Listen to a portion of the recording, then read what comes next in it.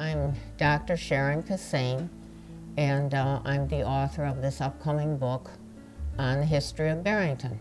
My whole dossier is that I have a PhD in education, educational psychology basically.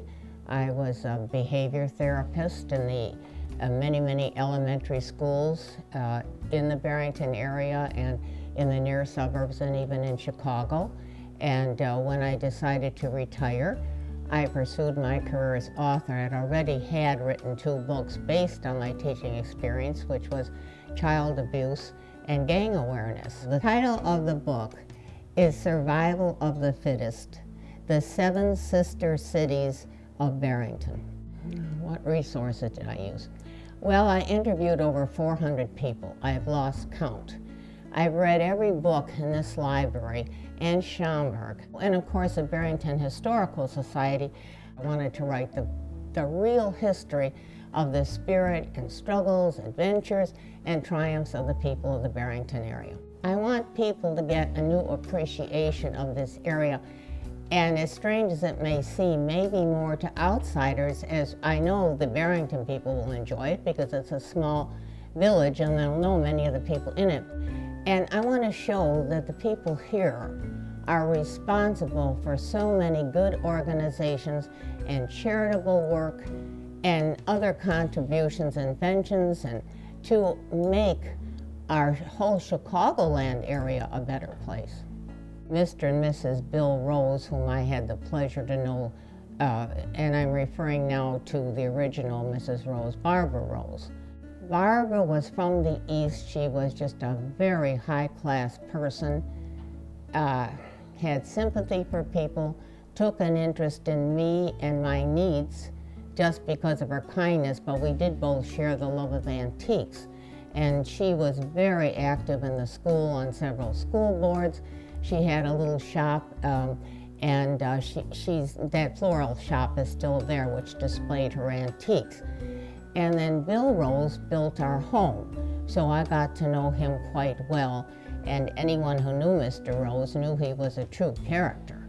I mean, you just, you had to admire him, perhaps not always agree with him, but always admire him. And if it weren't for his input, both with time and money, South Barrington would have never gotten through the way it had. Donna Ewing started one of the first horse protection societies.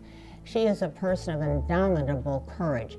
How she could step in and get manure thrown at her and so forth by angry people is, I don't know how she does it, and she's still doing it after how many years? Well, she started in '76 in the village. She lived in the village, and then her home was displaced by the middle school development. And then, now she resides in Barrington Hills and is a great asset. I just met Muffy Cook, whose father, Hank Cook, was instrumental in starting the Barrington Hills Country Club. He had been an engineer, and her mom is just amazing because she was really an amateur geologist. She said no matter where they went, the mother would stop and say, oh, wait a minute, there's a shell, there's an arrowhead.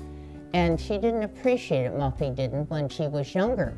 Now she shared with me her collections, just outstanding, and I'll probably give them to a favorable museum. But her discovery there on her land in Barrington Hills provides a nexus for the understanding of the transition of several of the archaeological periods which occurred in the Midwest, which heretofore had not been discovered. And that will be brought to light in my book, all the different discoveries. Sue Allman from North Barrington is just a pleasure to have known. She was, I believe she's retired from teaching, but anyway, she's a naturalist, and she helps in the Stillman Center. And she's very active in the Citizens for Conservation. She says, come out and, tour, and she'll tour in the worst weather. It's just unbelievable, but she's so dedicated and excited in what she's doing. Wendy Paulson, who you know, could have lived her life just in luxury, devoted herself to nature. I was very happy to be in one of her bird groups, although I never could remember from one to the next the name of the birds. And in the village, there have been, I would say, David Nelson. I met him over the years because he's in one thing or the other, like Sam Oliver. Some of these people, I swear, are multiples. I don't know how they do this, and they're so excited about their causes. I mean, they just never seem to lose interest. So that gives you some. I was trying to pick people from different areas that have inspired me.